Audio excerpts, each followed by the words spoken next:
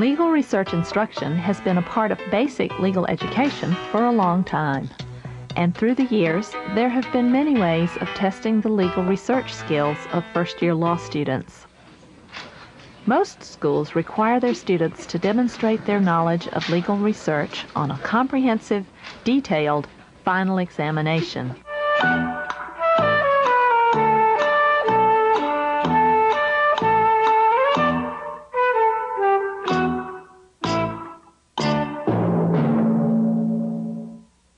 Some schools take a broader, more conceptual approach to legal research exams.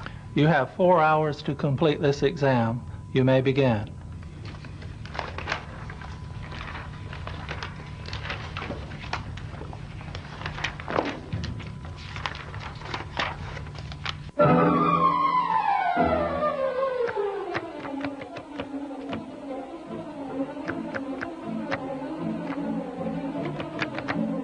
At some schools, the legal research examination is very intense. Find me an annotation about employer liability for off-site worker injuries. Now! Let's go! Let's go! Why am I sitting here waiting on you? Is this going to be your job or what? Huh? Are you trying to find this stuff? How come it's not flying off the shelf? You should know exactly where it's at. Isn't that what your job is? Isn't that what you're supposed to do? You should be able to find this annotation quickly. What is that? What is that? That's a letter case server. What is that? How about you use the index? How about you use the index to fill the file? Come on, don't say you haven't dreamed of doing it that way. Other schools take a more hands-off approach. I need for you to research the negligence issue in this case, and I need a memo by Friday. Okay. Research.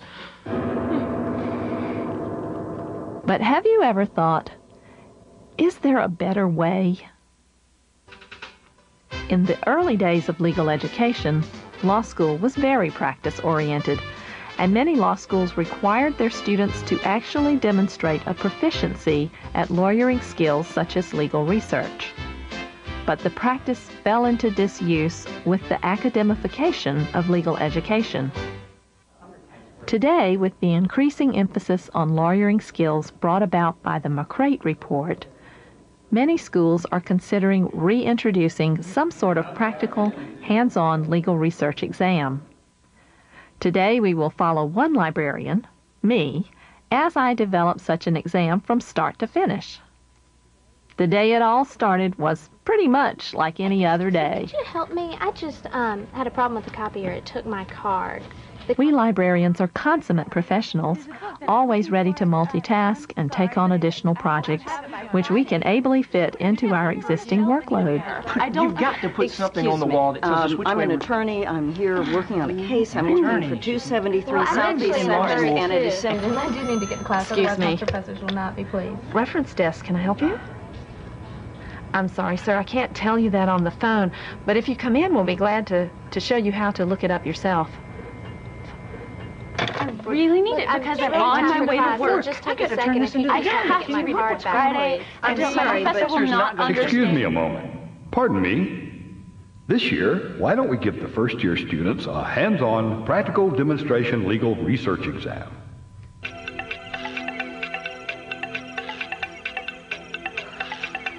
Since very few research courses end with practical exams, I didn't have any idea where to begin to create one of my own. The first thing a librarian usually does when embarking on a new venture is a literature search to determine what has been written about the subject. In this case, there wasn't a lot, but there were a few very helpful articles. Once the general design of a practical exam had been sketched out based on the information in the articles, the librarians who teach legal research met to flesh out the process and to decide what skill sets were to be tested. Next, we had to create the questions.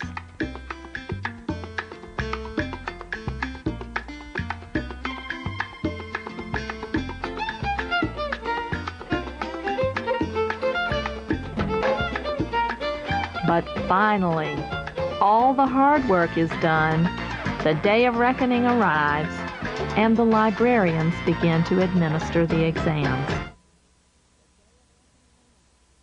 Scheduling 240 students into half-hour blocks with their instructors throughout the week of exams was a tricky process. Hey, Courtney. Hi. You ready? I am. Okay. Take a look through these. You Okay. can decide which one to start with, and you have 30 minutes to finish the exam. Okay. The exam was designed so that students both had to know how to use the various resources and which resources to use. Some of the questions mention what resources needed, but some, like the digest and the Shepherd's questions, do not, and the student needs to know which resource to use.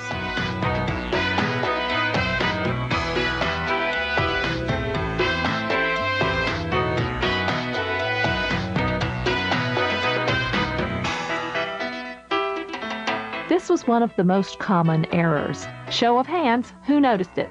Better be everybody here. Yes, the students skipped over the hardbound supplements. It's still good, Law. All in all, though, Courtney did well. Not perfect, but a competent performance. Most students' experience was like hers. Matt, Hi, Mrs. Melton. how are you? Fine, how are you? Just fine. You ready to start? I think so, yes, ma'am. Okay. I have 3 tasks here. Look through them, and you can decide which one you want to start with, but you remember you have 30 minutes to complete the exam. Right. Okay.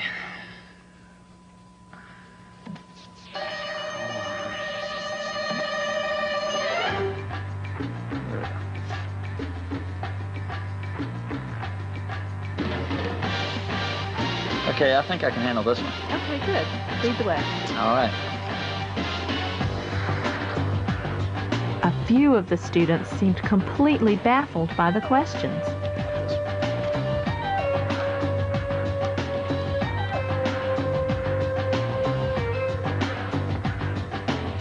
We had decided not to intervene even if the student got stuck. Is there any way you could give me a hint? I'm afraid not. You are supposed to know how to do this. Sorry. Wait, I think I know where to find it. I think it's over this way.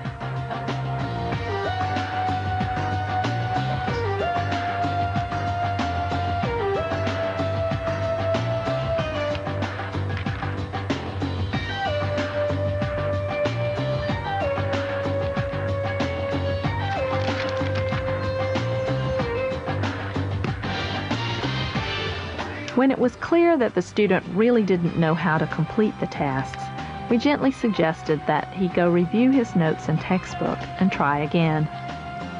I seem to be having trouble finding this, Miss Melton. Yes, I can see that you are. Maybe you ought to go back and review a little more and take one of the slots at the end of the exam session and try it again. Okay.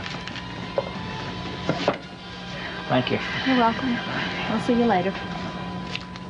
For this assignment, I first need to find the case in the reporter. The site I'll look for is 93 Supreme Court 705. So I'll look to volume 93 of the Supreme Court reporter, and then I'll turn to page 705 to find the case. A few of the students were like Carlos, extremely well prepared and confident. And the assignment further requires that I look to head note 10 to find the topic and key number in order to find a South Carolina Supreme Court case that's similar. So this topic and key number is Constitutional Law, key number 82. Now we're at the South Carolina Digest, where we're going to look for that same topic and key number. The topic was Constitutional Law, and the key number was 82. So I find Constitutional Law in the Digest, and I look for key number 82. They not only performed the required tasks, but also told us everything they knew, which was quite a lot, about the sources they were using. Most similar to the case we found is subsection 7, privacy in general. As I look, there are no 1991 South Carolina Supreme Court cases which the assignment calls for, so I must look to the pocket part, and I look for key number 82 in the pocket part. Subsection 7, and I found a 1991 South Carolina Supreme Court case here. Very good. Let's do your next question. All right. Well, there you have it. We haven't shown every detail of a practical legal research exam. Certainly, any assessment of a student's skills should include research done online. Although preparing and administering a practical legal research exam is labor-intensive for the instructors, it probably takes less time than grading traditional written exams. Most importantly, a practical exam is an accurate appraisal of what the students have learned. It's hard to fake it when you don't know it. After the students prepare for and take a practical legal research exam, a larger proportion of them will retain more of the research skills they learned. And isn't that what we are all aiming for?